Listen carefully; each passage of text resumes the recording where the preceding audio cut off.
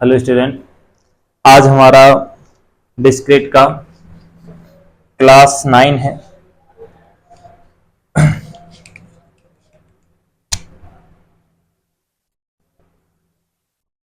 Discrete जो आपके पास आज क्लास 9 है, क्लास 9 है।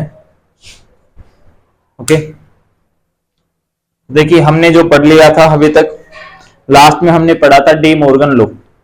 लास्ट जो हम करवाए थे लास्ट क्लास में, तो वो डी मॉर्गन लॉ था। डी मॉर्गन लॉ तक हो गया था। अब नेक्स्ट देखिए, पूरित जालक का द्वितीय जालक भी पूरित जालक होता है। एक थ्योरम है आपकी, थ्योरम आपका ये 2.21.8 है, यानी कि 8th थ्योरम है आपका। ये क्या कह रहे हैं? पूरित जालक का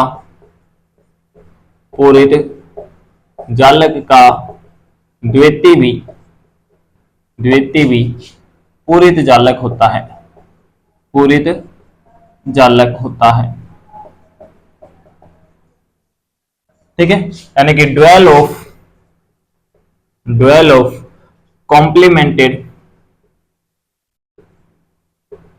कॉम्प्लीमेंटेड लैटिस is also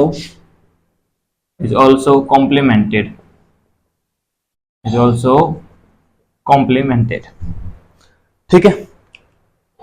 तो ये आपको प्रूफ करना है, dual of complimented lattice is also complimented lattice. Okay, तो देखिए पहले तो आप इस चीज को समझ लीजिए कि कॉम्प्लीमेंटेड क्या होता है ना। तो देखो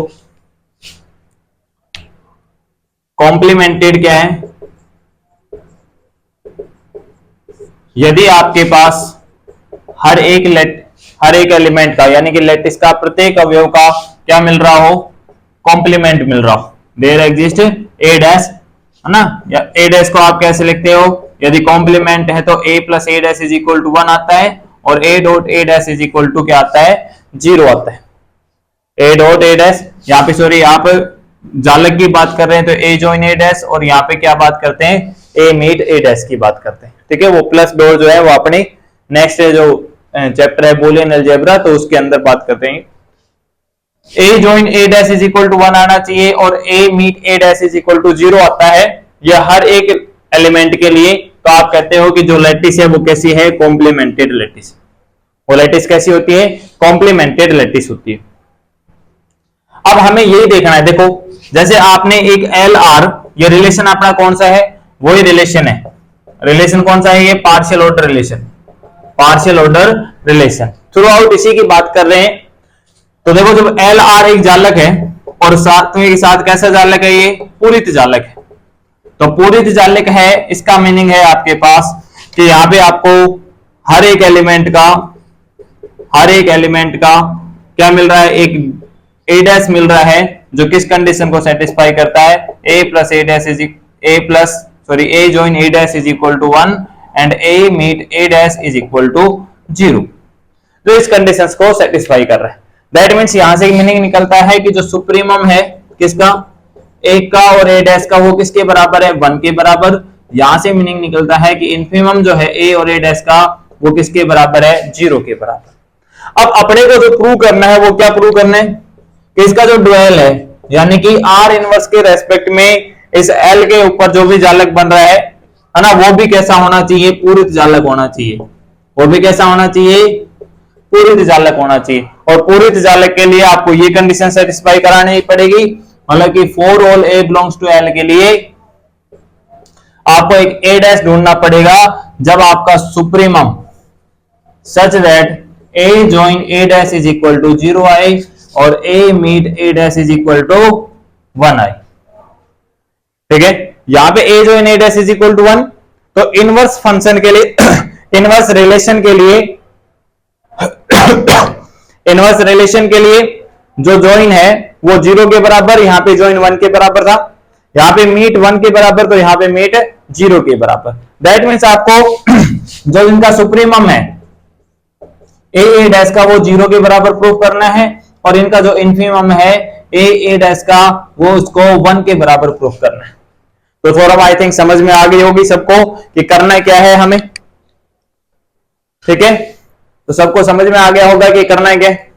तो अपने पास रिलेशन दिया हुआ है आर, वो पार्शियल ऑर्डर रिलेशन है ना, और आर इनवर्स जो इसका अपोजिट यानी कि इनवर्स रिलेशन है, अब उसके लिए हमें देखना है कि ये पूरी जालक बनेगा या नहीं बनेगा।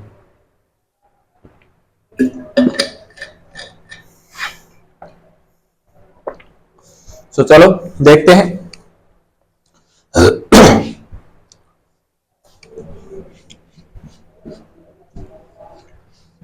ये हटा दे, ये नोट हो गई होगी।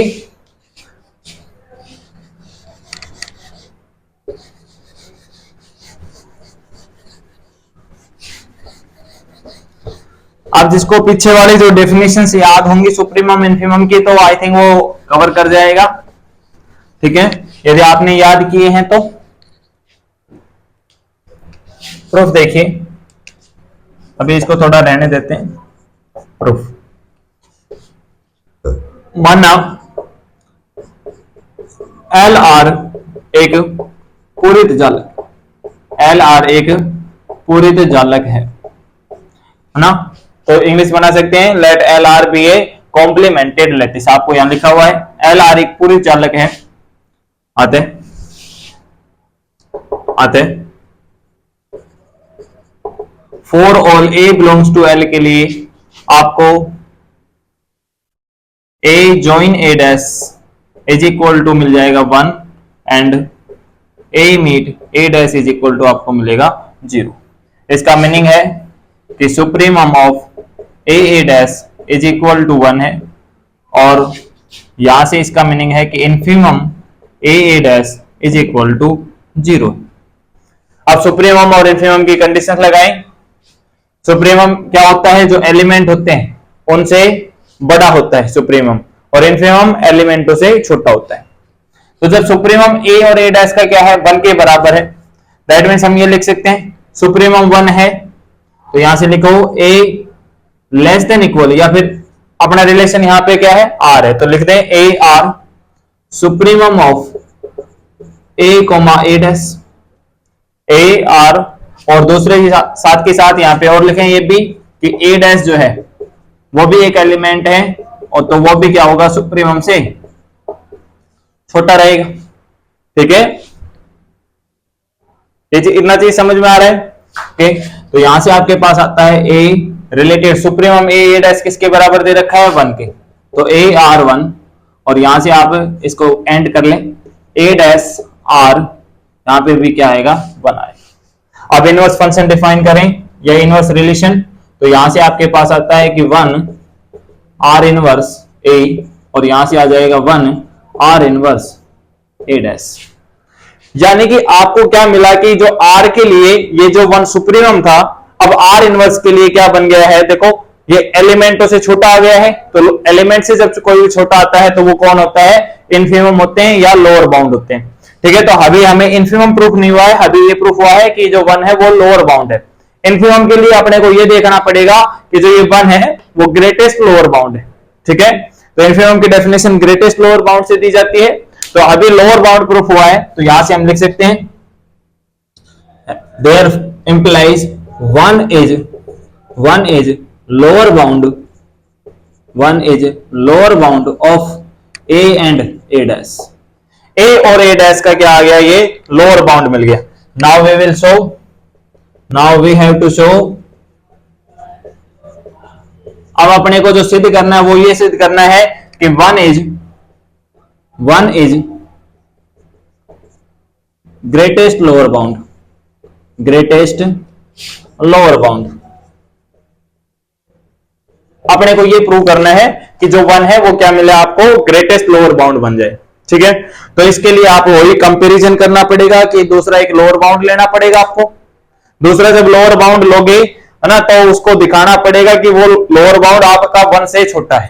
ठीक है, यानी कि आपको दिखाना पड़ेगा, यदि ये कह रहे हो आप कि जो 1 से छोटा है, दूसरा लोअर बाउंड ले रहे हो, मान लीजिए सी लोअर बाउंड लिया है ना, तो जो सी लोअर बाउंड है वो किससे छोटा है, 1 से छोटा है, यानी कि किस फंक्शन के लिए, इनवर्स के लिए।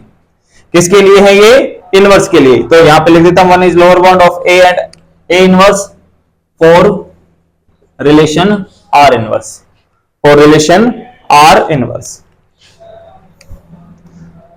लेट, इसके लिए आप करें let C is another lower bound of R inverse of A and A inverse of A and A inverse for relation R inverse. तो देखिए जब लोअर बाउंड है तो लोअर बाउंड की डेफिनेशन लगा दीजिए। लोअर बाउंड हमेशा क्या होता है, एलिमेंटों से छोटा होता है। तो C R inverse related to A and C R inverse related to A inverse. Inverse की प्रॉपर्टी लगाएं तो यहां से आपके पास आ जाएगा ए आर सी और यहां से आ जाता है आपके पास a inverse R inverse C. Sorry a inverse नहीं है, यहाँ पे ए डैश है, सॉरी ये ए डैश है आपका, यहाँ पे नहीं लिखा ना ए इनवर्स, ए इनवर्स लिख रखा है ए डैश, ठीक है। A related to C and A dash R inverse related to C. आ गया इतना समझ में? तो देखो यहां पे यहां से क्या मिल रहा है आपको कि जो सी है वो ए और ए डैश का क्या है, upper bound, implies C is upper bound of A and A dash, A and A dash किसके लिए, for relation R, for relation are.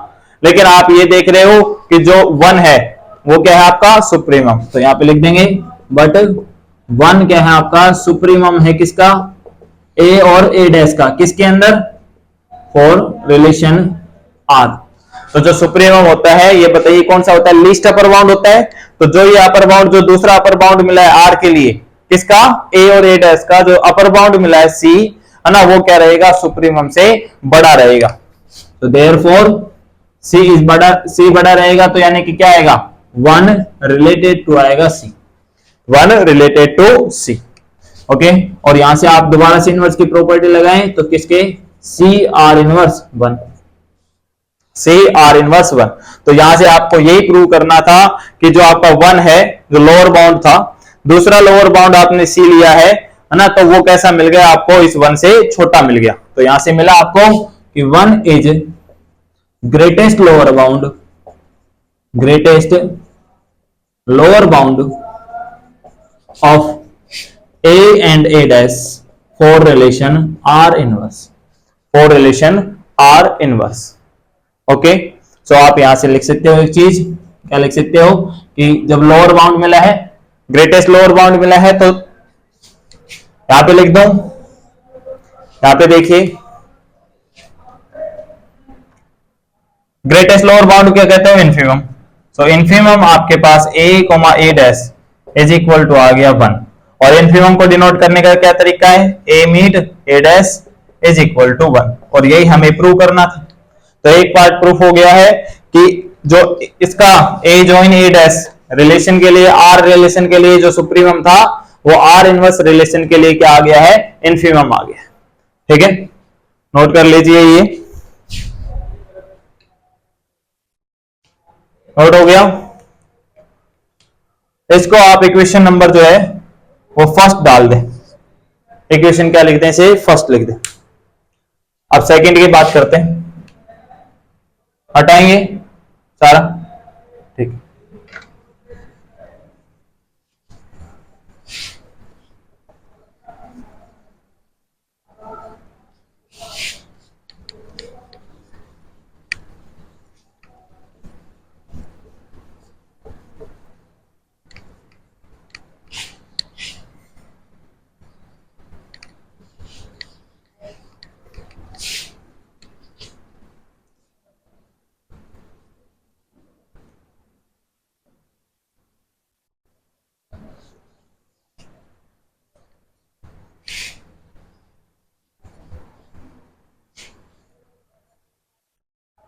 Again अब पार्ट टू प्रूफ कर रहे हैं। Since infimum of A and A dash is equal to क्या दिया हुआ है आपको, जीरो, दैट मीन्स इसका मीनिंग है कि ए मीट ए डैश किसके बराबर है, जीरो के बराबर। Now we show A meet A dash, ये किसके लिए था, इन एल आर, चलो यहां पे लिख देता हूं in L R, now we have to show या we show a meet a dash is equal to 1 in LR inverse, LR inverse. so देखो यहाँ पे infimum a meet a dash है by definition of infimum, infimum जो होता है वो एलिमेंटों से क्या होता है, छोटा। तो इनफिमम या फिर आप डायरेक्ट लिखें क्या, मैं यहाँ पे ये लिखो a meet a dash is less than equal, यहाँ पे रिलेशन बात कर रहे हैं, तो a meet a dash related to a, और साथ के साथ a meet a dash related to a dash, ठीक है।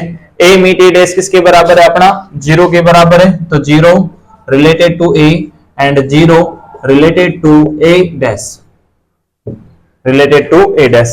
इनवर्स की प्रॉपर्टी लगाएं तो आपके पास यहां से आएगा a r इनवर्स 0 और यहां से आ जाएगा a dash related to 0। Okay, तो देखो 0 आपका कहां पे आ रहा है, राइट साइड में आ रहा है, किसके हैं, a और a dash के लिए, a और a dash का।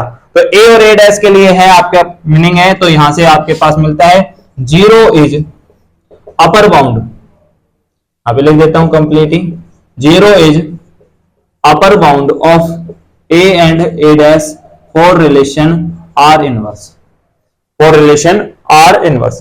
अभी upper bound तो हो गया है, अपने को क्या दिखाना है, a meet a dash is equal to 1, a meet sorry अब यही था ना, ठीक है, a meet a dash is equal to क्या आ रहा है, यहाँ पे तो इनफिमम किसके बराबर है, 0 के बराबर है, वहां पे इनफिमम जो आया था है ना, वो तो हो गया था, अपने को यहाँ पे दिखाना है आप a join a dash is equal to 0, ये दिखाना है अपने को, a join a dash किसके बराबर दिखाना है आपको, 0 के बराबर। तो 0 lower bound sorry upper bound आ गया है, 0 अपर बाउंड आ गया है, तो अब क्या दिखाना है अपने को, ये लीस्ट अपर बाउंड है या नहीं है। तो इसके लिए कंपैरिजन करें, late c is another upper bound of a and a dash for relation R inverse। Okay, जब C दूसरा अपर बाउंड है तो अपर बाउंड तो हमेशा क्या रहता है, बड़ा रहता है, तो यहां से लिख सकते हैं आप A R इनवर्स C और साथ के साथ A dash R inverse C।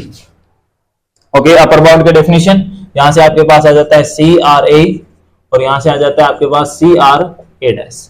तो यहां से मिले आपको क्या मिला, C is lower bound, C is lower bound of A and A dash, किस रिलेशन में आया है, ये R के लिए आया है, तो for relation R, for relation R lower bound मिल गया।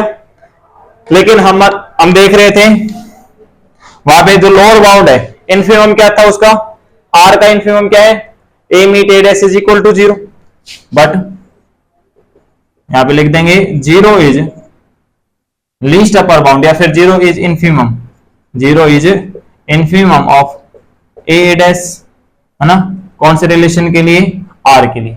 तो जो इनफिमम होता है उसकी इनफिमम की डेफिनेशन होती है ग्रेटेस्ट लोअर बाउंड, वो क्या होता है, ग्रेटेस्ट लोअर बाउंड, यानी कि उससे बड़ा कोई लोअर बाउंड नहीं है। तो ये जो लोअर बाउंड बना है वो क्या रहेगा, छोटा ही रहेगा, किससे, 0 से। दैट मीन्स सी जो है वो रिलेटेड आएगा 0 के, और दूसरा हाँ ये बस आपके यहां से क्या आया, जो C है वो रिलेटेड टू है 0, तो यहां से आपके पास मिलता है 0 R inverse C, 0 R inverse C। तो यहां से मिल गया आपको C इज ग्रेटेस्ट, सॉरी 0 के बारे में बताना है ना अपने को, तो यहां से 0 is least upper bound, least upper bound of A and A dash for relation R inverse. तो यही अपने को दिखाना था कि जो 0 है यहाँ पे अपर बाउंड निकाला था और सुप्रीमम बताने के लिए लीस्ट अपर बाउंड बता दिया आपने इसको। तो यहां से क्या आ गया, this implies infimum of A and A dash is equal to, sorry ये इनफिमम नहीं आया है, सुप्रीमम आया, supremum A dash is equal to 0। That means आपके पास आ गया A join A dash is equal to 0 for relation R inverse, for relation R inverse. तो यहां से आपके पास 2, तो यहां से लिख सकते हो from 1 and 2, from 1 and 2 L R inverse is complimented lattice. यही आपको प्रूफ करना था, यही आपको प्रूव करना था। ठीक है, इजी है, कर लोगे नोट। यदि कहीं पे फिर भी डाउट रह जाता है आपको, है ना, तो विदाउट एजिटेशन आप कमेंट कर सकते हो और वहां पे पूछ सकते हो कि सर यहाँ पे दिक्कत है। ओके, नोट कीजिए इसको।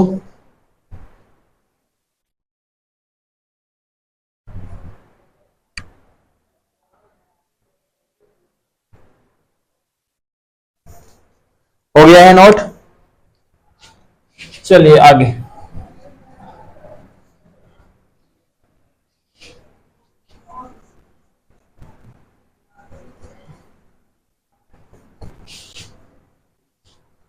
तो देखिए लैटिस वाला जो काम है वो सारा खत्म हो गया है, यानी कि जो जालक है वो पढ़ लिया है हमने।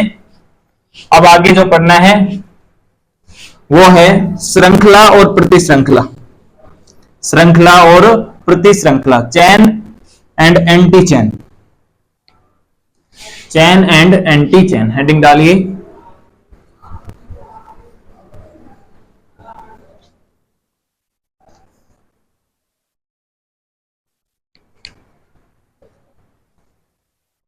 हेडिंग डालिए chain and anti chain, chain and anti chain, श्रृंखला और प्रतिश्रृंखला, और प्रतिश्रृंखला, श्रृंखला और प्रतिश्रृंखला। ठीक है, देखिए चैन एंड एंटी चैन।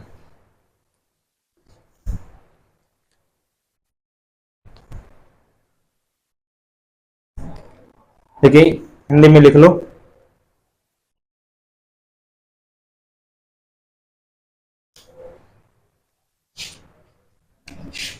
पहले डेफिनेशन लिख रहे हैं चैन की, पहले लिख लीजिए चैन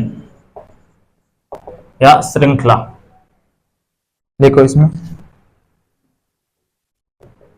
माना ए लेस देन इक्वल एक पोसेट है, एक पोसेट है तथा S subset of A, S subset of A श्रृंखला कहलाती है, श्रृंखला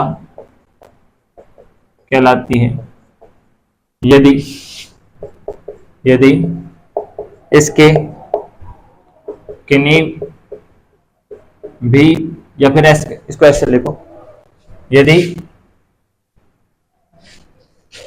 इसके प्रत्येक दो अवयव, यदि इसके प्रत्येक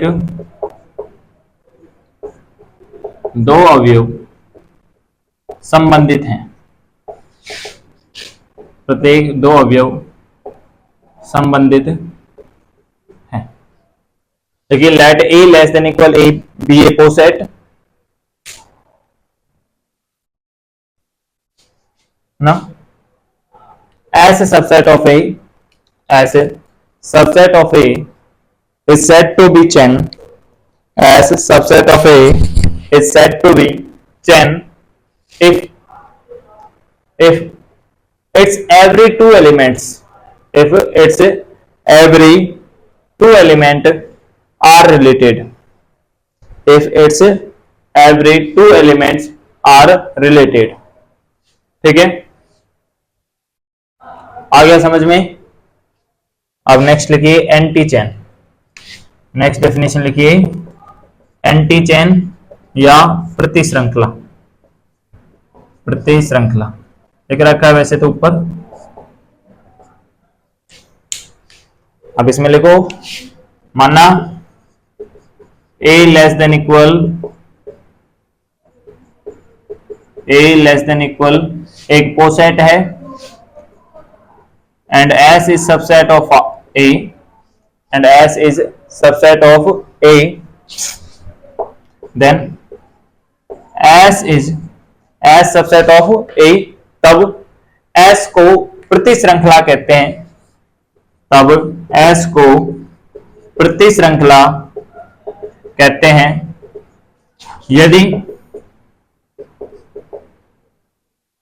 यदि इसके दो भिन्न अवयव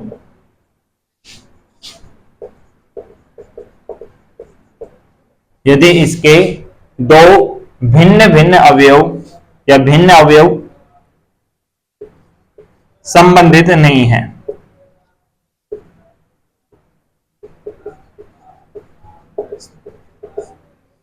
दोबारा रिपीट कर रहे हैं, माना A लेस देन इक्वल एक कोसेट है तथा S सबसेट A है, तब S को प्रति श्रृंखला कहते हैं, तब S को प्रति श्रृंखला कहते हैं यदि इसके दो भिन्न अवयवों या भिन्न अवयवों का कोई संबंध न हो या भिन्न अवयव संबंधित न हो, यदि इसके दो भिन्न अवयव संबंधित न हो। ठीक है, तो ये आपका चेन है ना। अब इसके एक एग्जांपल कर लेते हैं, है ना। तो जस्ट आपको यहाँ पे एक रिलेशन दिया हुआ होगा, ठीक है, और रिलेशन जो दे रखा होगा उसी का कोई कुछ सबसेट बनाने हैं आपको और वहीं से बताना है कि चेन है या नहीं है। ओके, तो देखो एक एग्जांपल दे रखा है आपका यहाँ पे, मैं यहीं पे बात कर लेता हूं एग्जांपल की। एक के अंदर कुछ एलिमेंट है A, B, C, D, E, A B C D, और जो रिलेशन डिफाइन है ना वो किस तरह से है, देखिए जो R है रिलेशन R, ये रिलेशन है रिलेशन R, तो इसके अंदर कुछ एलिमेंट दे रखे हैं जैसे कि A, A B AC, AB AC, AD AE, उसके बाद BB BC BE, और उसके बाद C का C के साथ रिलेशन दिया हुआ है, फिर CE C, फिर उसके बाद आ जाइए D है, उसके बाद D, E है, उसके बाद आपके पास E, E। ओके, क्लियर है। और देखो हमें इस एक के क्या बनाने हैं, सबसेट बनाने, एक के क्या बनाने हैं, सबसेट बनाने। तो मैं पहले आपको एक चैन बना करके दिखाऊंगा कि चैन किस तरह से बनती है और एंटी चैन किस तरह से बनती है। तो देखिए हमें जो लेना है वो इसी का कोई सबसेट लेना है एक का, तो एक के सबसेट निकालना आप जानते हो, पावर सेट ऑफ ए निकालना जानते हो, घात समुच्चय। तो घात समुच्चय पहले एक तो फाई आता है, फिर एक एक एलिमेंट यानी कि ए, फिर बी, फिर सी, फिर डी और फिर ई, फिर दो दो एलिमेंट लेते हैं, इस तरह से लिखते हैं। ठीक है, तो यहां पे देखिए सॉल्यूशन, हमें चैन बनाना है तो उसको मैंने लिख दिया S1। क्या लिख दिया, S1 लिख दिया, और कोई भी एक एलिमेंट मैं कहीं से भी इनिशियली स्टार्ट कर देता हूं। मान लीजिए कि S1 के अंदर एक एलिमेंट आ रहा है ए, S1 में एक एलिमेंट आ रहा है ए।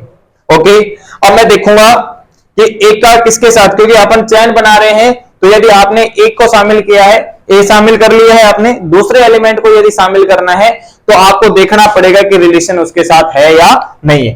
तो देखो यदि मैं बी को शामिल करना चाहता हूं इसके अंदर, तो मैं बी के साथ रिलेशन देखूंगा, तो ए का बी के साथ रिलेशन है, बिल्कुल है, तो ये आपके पास बी भी शामिल हो जाएगा। उसके बाद मेरे को नया एलिमेंट शामिल करना है, जैसे मेरे को सी शामिल करना है, तो मेरे को देखना पड़ेगा सी का रिलेशन ए के साथ और सी का रिलेशन बी के साथ है या नहीं है। तो देखिए सी का ए के साथ रिलेशन है, ओके, तो सी आपके पास यहां पे आ जाएगा, ओके, और सी का बी के साथ रिलेशन है, ये भी है, तो इसलिए सी आया। उसके बाद डी की बात करें तो देखो यदि डी को इसमें शामिल करना है तो डी को ए के साथ रिलेशन, डी को बी के साथ रिलेशन और डी का सी के साथ रिलेशन होना चाहिए। तो देखिए डी का ए के साथ रिलेशन है या ए रिलेटेड है किससे, डी से। उसके बाद बात करें क्या बी का डी से रिलेशन है, बी बी बी सी और बी ई डी के साथ रिलेशन नहीं है बी का, ठीक है, तो वहां पे डी शामिल नहीं होगा। समझ में आ रहा है। E को शामिल करना है तो A का E के साथ रिलेशन है, B का E के साथ रिलेशन है, C का E के साथ रिलेशन है, तो सबके साथ रिलेशन है, तो यहां पे आप E को भी शामिल कर सकते हो। तो आपके पास A B C E ये क्या बन गया, चैन बन गया, यानी कि ये सबसे जो सुप्रीमम सेट है ना वो बना है। अब इसी के कोई भी सबसेट बना लीजिए, तो देखो चैन के जितने भी सबसेट होते हैं वो भी क्या होते हैं, चैन होते हैं। तो चैन के सबसेट हैं वो भी क्या होते हैं, चैन होते हैं। तो यहाँ पे इसी का कोई यदि कोई दूसरा सबसेट बनाना है, आपको S2 बनाना है, तो आप यदि A, B शामिल करना चाहते हैं तो वो भी हो जाएगा। S3 के अंदर केवल एक एलिमेंट रखना चाहते हो तो वो भी हो जाएगा, है ना। ओवरऑल कह सकते हैं कि सबसेट ऑफ, यहां पे मैं लिख देता हूं, मैं कंप्लीट लिख देता हूं, S1 is chain, S1 is chain. S1 क्या है, श्रृंखला है, hence so it's every subset, it's every subset is also chain, is also chain, is also chain. D का डी केस देखो, सॉरी सी है तो सी का सी के, यदि केवल सिंगलेटन सी लेना चाहते हो तो सी का सी के साथ रिलेशन है, ई का ई के साथ रिलेशन है। यदि सी और ई ले रहे हो तो देखो सी का ई के साथ रिलेशन दिया हुआ है। यदि बी को ई के साथ ले रहे हो, यानी कि बी और ई ये एक सबसेट बनाया आपने, एक नया सबसेट बनाया जैसे बी और ई, तो ये देखना है कि चैन है कि नहीं, तो है, क्योंकि बी का किसके साथ रिलेशन मिल रहा है, ई के साथ रिलेशन मिल रहा है। ठीक है, तो every subset of chain is also chain. Okay, तो ये हो गया चैन बनाने का काम। अब देखो एंटी चैन, एंटी चैन। अब एक दूसरा आपने, चलो मैं A1 से डिनोट कर लेता हूं उनको, अलग एलिमेंट लिख लेता हूं A1। अब मेरे को एंटी चैन बनाना है और चलो मैंने ले लिया A, क्या ले लिया मैंने, A ले लिया। यदि मैं A को ले रहा हूं तो एक चीज बताओ भाई मेरे को, A1 आपने लिया तो दूसरा जब एलिमेंट शामिल करूंगा तो मैं ये वेरीफाई करूंगा कि वो इस एक के साथ रिलेशन नहीं होना चाहिए, उस एलिमेंट का इस एक के साथ रिलेशन नहीं होना चाहिए। तो देखो यदि मैं B शामिल करता हूं तो B इसके साथ रिलेटेड है ना, एक का C के साथ भी है, D के साथ भी है और E के साथ भी है, तो इस एक को मैं हटा दिया क्योंकि A जो है वो नहीं हो सकता। केवल यदि मैं दूसरा एलिमेंट लेकर के चलूं B, तो B का किस किस के साथ रिलेशन नहीं है, B का B के साथ है, B का A के साथ भी है, B का C के साथ है, B का E के साथ है, D के साथ नहीं है, तो क्या आएगा, B और D आ गया। अब D का B और D आ गया। अब कोई और एलिमेंट शामिल करना है, जैसे आपको C शामिल करना है, तो देखो यदि आपको C शामिल करना है तो वो ऐसा नहीं हो सकता। यदि आपने C को शामिल कर दिया तो B और C का रिलेशन आपके पास है, जो हम कह रहे थे, हमने डेफिनेशन पढ़ा था कि कोई भी दो अवयव सेलेक्ट कीजिए उनका रिलेशन नहीं होना चाहिए। बाकी तो बात की बात है, यहाँ पे C को शामिल कर दिया तो B का C के साथ रिलेशन आ जाएगा, चाहे C का D के साथ रिलेशन हो या ना हो। ठीक है, तो यहीं पे फेल हो जाता है यदि C शामिल कर लिए तो केवल ये दो एलिमेंट B और D। अच्छा, अब एक नोट करके, जो सिंगलेटन सेट होता है, जो सिंगलेटन सेट है आपका ना, वो हमेशा चैन भी होता है और एंटी चैन भी होता है। एक यहां पे भी लिख देता हूं A1 और एक लिख दिया मैंने A2, जो सिंगलेटन लिखा है A, सिंगलेटन यानी कि एकल समुच्चय R are anti chain, R anti chain, ये क्या है आपकी एंटी चैन है। अब ये प्रति श्रृंखला देखो, यहां पे जो सिंगलेटन है क्योंकि इसके सारा सबसेट क्या है, चैन है। अब ये एंटी चैन कैसे है, A2 एंटी चैन इसलिए है क्योंकि आपने एंटी चैन का डेफिनेशन पढ़ा है कि दो अलग अलग अवयव होने चाहिए जिनका आपस में रिलेशन नहीं होना चाहिए। खुद का खुद के साथ रिलेशन अलाउ है वहां पे, है ना, तो डेफिनेशंस बहुत इंपॉर्टेंट है। वहां पे लिखा गया है कि दो भिन्न भिन्न अवयवों का रिलेशन नहीं होना चाहिए। यहाँ पे एक केवल एक ही एलिमेंट है, कोई दूसरा एलिमेंट नहीं है यहाँ पे, है ना, तो एब्सेंस कंडीशंस के अंदर स्टेटमेंट को ट्रू माना जाता है। ठीक है, तो यहाँ पे आपके पास जो सेकंड एलिमेंट नहीं है या सेकंड एलिमेंट की एब्सेंस है ना, तो यहाँ पे क्या मिल जाएगा, ये आपको चैन मिल जाएगा, है ना। तो यहाँ पे लिख रहा हूं मैं, रीजन लिख देता हूं नोट करके। ये जो A2 है वो क्या है, एंटी चैन है, एंटी चैन है by absence condition, by absence condition या absence by absence second element second element की एब्सेंस के वजह से जो आपका A2 है वो एंटी चेन है। और चेन इसलिए है क्योंकि आपका ए लिया है आपने, है ना, तो मेरे को देखना पड़ेगा इसके जितने भी एलिमेंट हैं वो आपस में संबंधित होने चाहिए। तो इसके अंदर एक एलिमेंट है ए, तो मैं देखूंगा कि एक का एक के साथ रिलेशन है या नहीं, तो एक का एक के साथ रिलेशन है। अच्छा, यदि यहां पे इस रिलेशन में ए कोमा ए नहीं आ रहा होता, यदि इस रिलेशन में ए कोमा ए नहीं आ रहा होता, है ना, तो फिर जो सिंगलेटन सेट है वो चैन नहीं बनता। ठीक है, इस बात का विशेष ध्यान रखें। यदि आपके पास ये सिंगलेटन सेट यदि चैन है, ये सिंगलेटन सेट क्या है, चैन है, तो उसमें खुद का खुद के साथ रिलेशन होना चाहिए, रिफ्लेक्सिव रिलेशन। और आपको ऑब्वियसली बात है कि वो रिफ्लेक्सिव रिलेशन मिलेगा ही मिलेगा। रीजन क्या है, क्योंकि आपके पास ए लेस देन क्या दिया हुआ है, पार्शियल ऑर्डर रिलेशन दिया हुआ है।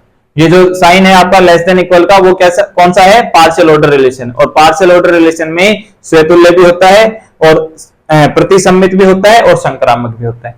ठीक है, ओके। तो ये ओवरऑल आपका चैन और एंटी चैन था। इस चैप्टर से केवल एक टॉपिक बच गया है ना, कपोत-पोस्ट सिद्धांत, प्रिंसिपल ऑफ पिजन होल। तो वो हम नेक्स्ट क्लास में करते हैं। तब तक के लिए अलविदा। कल क्लास होगी फिर हमारी ना, कल मिलते हैं। Okay, thank you very much.